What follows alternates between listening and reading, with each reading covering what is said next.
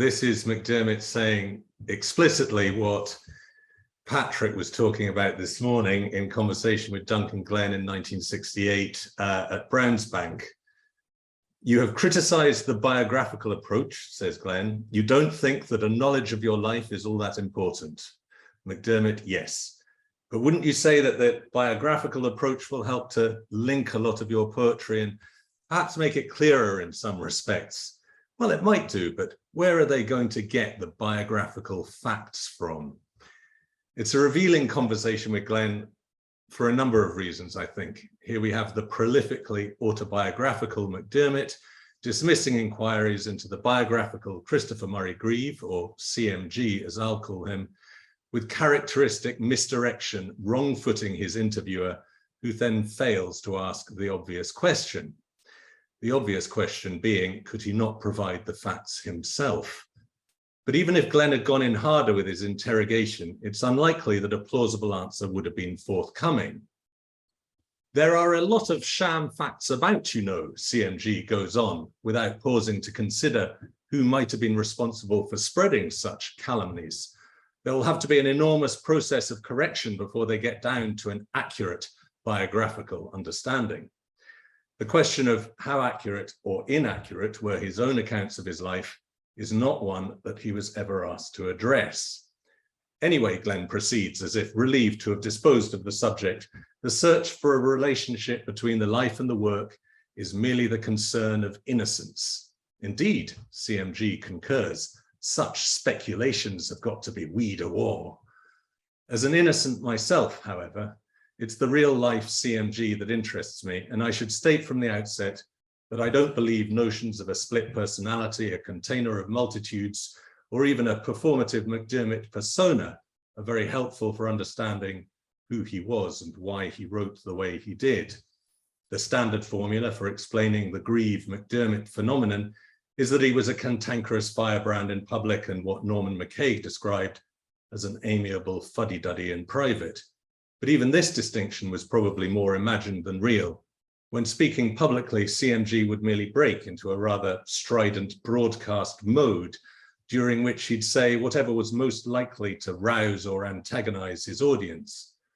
But although he possessed a peculiar charisma, he had no great actorly range as a speaker, and his delivery didn't involve any noticeable transformation of personality, at least not of the kind people would subsequently misremember as they swapped hilarious or appalling MacDiarmidian anecdotes. The late financier Angus Grosset gave me a nice first-hand example of one such distorted recollection. In 1964, Sir Angus had been a junior advocate involved in the legal action raised by CMG against Alec Douglas Hume, in which he accused the Tory Prime Minister of a violation of the Representation of the People Act. Aged 72, CMG had contested the PM's Kinross and West Perthshire constituency as the Communist Party candidate. At the count, CMG emerged with 127 votes to Sir Alec's 16,659 and famously demanded a recount. When asked by puzzled officials why he wanted one, CMG was reported to have said it was because he couldn't believe there were that many communists in Perthshire. Now, that one's too good to spoil with fact-checking, but the subsequent legal case wasn't a joke. Though CMG lost his action, it raised questions about prejudicial media coverage that would have an impact on future electoral regulations. What loomed for Angus Grosset nearly 60 years later as he recalled the incident, however, was not the nature of the case, but the spectacle of MacDiarmid in court. At one stage, CMG stood up to contest a point out of turn, while his wife, Valda, tugged at his jacket tails, hissing at him to sit down and stop making a fool of himself. In Sir Angus's precise lawyerly memory, CMG retorted furiously to Valda, "Bugger off, you bloody whore." I discussed this incident with Colin Hamilton, co-collector of the MacDiarmid papers, and CMG's daughter-in-law, Deirdre Grieve, the only two people still living to have known him intimately in both his personal and, for want of a better word, professional capacities. Deirdre, a former journalist and amanuensis to MacDiarmid, was and remains his most meticulous observer. She could easily picture the scene, she said. the image of Valda tugging at Christopher's jacket to correct him as he got the formalities muddled. That part of Sir Angus's recollection was typical enough of the pair of them. But Deirdre and Colin unequivocally agreed that the idea of CMG shouting at Valda, let alone calling her a whore, was inconceivable, as in fact was the idea of him shouting or swearing at anyone, ever.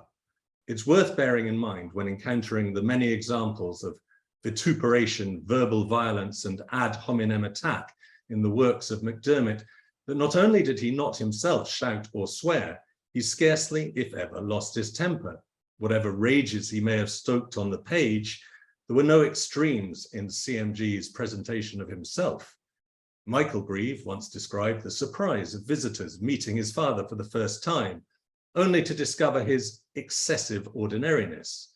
It's interesting to note how often others, friends, enemies, relations, even Mike himself, would nevertheless adapt their memories of CMG to fit their idea of him as MacDiarmid. What's even more interesting is how CMG would adapt memories of himself. When Duncan Glen spoke to him for their Acros interview in 1968, CMG's public profile was a relatively new phenomenon. Glen's study, Hugh MacDiarmid and the Scottish Renaissance, had been published in 1964, only 2 years after the publication of the collected poems in 1962, which was the first time anyone had been able to read across the range of his poetry in a single volume.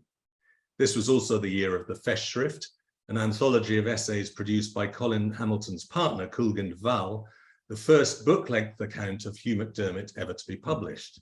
In The Company I've Kept, CMG described 1962, the year of his 70th birthday, as the breakthrough. Before that, the only real sources of information about him were to be found in letters to the press or some of his own little read articles, perhaps in his poetry, but mostly in his turgid anti-autobiography like Lucky Poet. The mainstream Scottish press took little interest, and there was no equivalent of Alan Bald or Alan Riach collecting his prose across multiple handsome volumes. CMG's reputation had been sustained among ardent but minor nationalist, literary and communist circles, few of whom questioned whether the contents of Lucky Poet credibly described a real person. Even the Scottish Renaissance of the 1920s and 30s was, in Glen's own words, a minority movement in which the key players were insufficiently well known to come under personal scrutiny. Possibly the most widely read account of the Renaissance to have been written while it was actually happening was my grandfather Eric Linklater's affectionate satire Magnus Merryman, in which CMG appeared as the compelling but mysterious Hugh Skene. In the novel, Magnus undergoes a conversion to the nationalist cause and prepares for his first meeting with Skene by reading his new volume of poems, the Flochterspord, a bit of Cod Scots that might translate as the wild flapping. CMG loved this version of himself, presumably because, despite the parody, it placed him at the center of events. But Magnus notes of the reception to Skene's work that the critics were, as usual, divided into two factions. One party calling it a work of superlative genius, the other declaring it to be gibberish. The general public, meanwhile, being ignorant of its existence, reserved their opinion. Prior to the creation of Hugh MacDiarmid in 1922, we view CMG through a glass darkly. There is no surviving letter in which we hear a contemporary voice speaking to him. Circumstantial facts may be checked, but the narrative of what happened to him personally has been extrapolated largely from his own assertions. In his critical biography, Alan Bald's reconstruction of the first 30 years, understandably, took CMG at his word. So what kind of a narrator was he? If his first letters to his teacher and mentor, George Ogilvy, are anything to go by, the 19-year-old CMG was something of a fantasist. While working in an undefined capacity for the Monmouthshire Labour News, he makes a series of increasingly improbable claims. He didn't sleep for 4 consecutive nights while war corresponding about the Tredegar riots. He has been instrumental in establishing 4 new branches of Keir Hardie's Independent Labour Party. As Michael Whitworth mentioned this morning, he has implausibly been corresponding with the French astronomer Camille Flammarion and he has also reported on 3 triple murders. But what's odd about the accounts of himself in his early letters to Ogilvy are not the claims themselves, which range from the possible to the preposterous, but the way he frames them, or rather, the way he doesn't frame them. He routinely states events without descriptions, circumstantial details, or even his own point of view. He doesn't describe how he feels, and he doesn't quote other people. He provides very little of the when, where, how, or why. Mainly, it's just the what. This absence of context has 2 effects. It makes his facts very difficult to check, and it makes the reader fill in the gaps with assumptions about what must have been happening. Incidents come and go in the flash of a sentence, never to be mentioned again, so that our eye glosses over the incongruities. Why, for example, have we heard so little about the historic Welsh atrocity of the 9 Tredegar murders of 1911? What's fascinating are not just the red herrings he slips in, but the major plot lines he leaves out. He writes almost nothing to Ogilvy about his posting in Salonika in 1916, not much about his malaria, and confoundingly little for a self-proclaimed reporter about the theatre of war in which he's found himself. Ogilvy is clearly puzzled. This bothers CMG too. So he claims that he has, after all, written 200,000 words about it, still in draft. He will never again refer to this manuscript, but he does send Ogilvy a short sketch entitled Casualties, which superficially appears to draw on his time in the Royal Army Medical Corps, though it is bizarrely set in the Somme, where CMG has never been. CMG presents it to Ogilvy without remarking on this incongruity or acknowledging it either as a fiction or what it is more likely to be, which is a borrowing from another writer. An audit of the sham facts scattered throughout the correspondence and prose of Hugh MacDiarmid might lead to accusations of con artistry, were it not for the fact that they serve little apparent purpose except to obscure whatever is actually going on. He wrote many articles, but was no reporter, nor was he a very convincing teller of tall tales. He doesn't try very hard to persuade anyone to believe untruthful things about him. He merely doesn't correct them when they do. He has no empirical inclinations.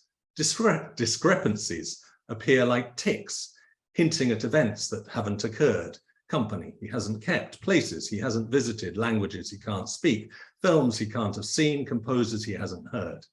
His readers then join the dots and colour in the gaps to create MacDiarmid. It was Scott Lyell who pointed out the obvious to me, the strange resonance of CMG referring in his interview to Glenn to sham facts. Has he internalized Edwin Muir's denunciation of Scottish culture, unconsciously fearing that along with Burns and Scott, he too could be a sham bard of a sham nation? I prefer to think of the discrepancies as clues, quirks of an atypical personality, providing hints of a strange methodology. How does he generate the space-time leaps of perspective in his poetry? The universe like an eye turned inwards, cat's eyes staring back outwards into an unknowable darkness, the remote earth obscured by a blizzard of memories, the brains of the drunk man glimpsed in a puddle like the ripple of Eve's intestines. Take Blind Man's Luck. He just sits oolin' ower the fire, and gin a body speaks to him fegs, turns up the whites o' his een like twa oon eggs. I've right the bike of heaven, quo he, and wha my sex should be, I've stuck the tomb doubts of the sun and moon for luck. Let's call it a portrait of the abnormal but lucky poet producing his cosmic effects, replacing ordinary sight with something empty but astronomical. Whatever it's really about, this is how he does it. The first verse comes from volume 2 of Jameson's dictionary, a single line about oon eggs, and then far away from the O's in the middle of the D's in volume 1, he's spotted a link between the oon eggs and the tomb doubt of an egg, which gives him his second verse. Pulled together across hundreds of pages of dictionary text, the 2 lines are suggestive of something eerie and new. CMG hasn't been searching for the words to describe a blind man by the fire, he has made the blind man up out of the words that he's found in Jameson's. The poem comes from a kind of wormhole he has discovered through the dark matter of dictionary text, from eyes turned up like peeled eggs to the very niche proverb, better half egg than tomb doubt. And he achieves this inside a steel trap-like metrical structure. It's a hell of a neurological feat. And this is how he wrote The Little White Rose. You know our wild Scots rose? It is white and small and prickly and possesses a sharp, sweet scent which makes the heart ache. It's a line from a speech for radio by Compton Mackenzie, the transcript of which was republished by the Scots Independent in their December 1929 issue. CMG would have seen it at the top of the page like this, in what typesetters call a widow. A time-pressed editor has slapped down the copy, letting the final line fall onto the top left-hand corner of the next page, and having run out of space, he just cuts the rest of the speech. So we will never know which rose Mackenzie was actually talking about. Was it the Burnet rose that grows wild in Scotland, or the Jacobite Rosa ex alba, which does not? Even as he sniffed a wild one, Mackenzie may have had the young pretender on his mind. But why did Bonnie Prince Charlie himself choose a white rose? Might it have been because it had been the white rose of the House of York in what Walter Scott would later dub the Wars of the Roses? Was it originally an English rose? CMG had no more interest in historical or horticultural verisimilitude than he did in representations of personal history. What he glimpsed was a promising line in a typesetter's widow, and with a virtuoso instinct for verbal structure, transformed a snippet of ersatz Jacobitism into a perfect lyric. No one would accuse him here of plagiarism. But do we see a change? Do we later see a change in MacDiarmid from this kind of creative transformation of found material into the plainer copy and paste method of In Memoriam James Joyce? And might he be doing the same thing with his own life, moving from the bristling self-creations of his early career to the merely unreliable records which in his old age he left for others to correct? Or was the method there from the beginning, carved into its illegible stone all the way from Annals of the Five Senses to mature art? Scholars from Bill Herbert to Patrick Crotty to the Scottish Revival Network's own Jim Benstead have done much of the intellectual heavy lifting, digging out the taproots of the MacDiarmid oeuvre. Jim has confirmed that at least 60% of In Memoriam James Joyce comprises the exactly transcribed words of other writers, the same likely being true of the remaining 40%, with only linking sentences being original to CMG. The mapping of the mosaic of his sources, made possible only by the age of the internet search engine and the digitization of world literature, reveals one of the weirdest wonders of 20th century poetry. But searching for CMG through the sleights of mind of bloody hell.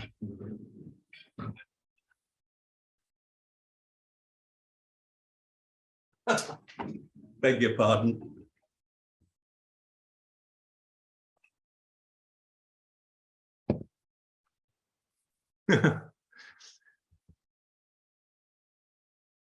But searching through CMG through the sleights of mind of a poem called In Memoriam that memorializes nobody and has no remembering subject, I wonder what purpose the first person in his poetry serves. The subjective point of view may turn out merely to be a function of syntax in a larger modernist poetic strategy, an incidental grammatical vehicle with which to explore the world of words. Another way of looking at it, however, may be that he composed this way because of the kind of guy he was. What this realistic mood into which my mind falls like a plummet through the neutral zone of its balanced doubt, never for one single beat of time can shake or disturb, is my certain knowledge derived from the complex vision of everything in me, that the whole astronomical universe, however illimitable, is only one part and parcel of the mystery of life. Of this I am as certain as I am certain that I am I. The astronomical universe is not all there is. These words sound so like MacDiarmid, the complex yet clear declamatory rhythm, the assertion that another world is not just possible, it is a certainty. And yet they were written by John Cooper Powys. And not only that, they were written by Powys in his autobiography, in the first person, about himself. CMG wrote that down under the name of MacDiarmid. The question being, not merely what's going on poetically, but who would do that? It's a question that takes us back to the obscurity of his sense of himself, his fantasies of genius, and his role as a figment in the imagination of modern Scotland. And the answer, I think, makes for a great story. Thank you.